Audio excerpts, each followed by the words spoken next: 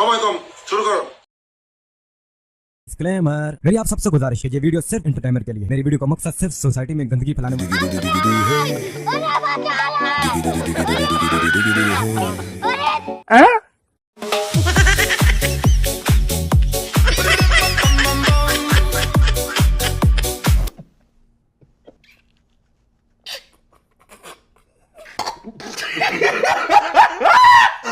চল্লিশের মধ্যে কত দেবো?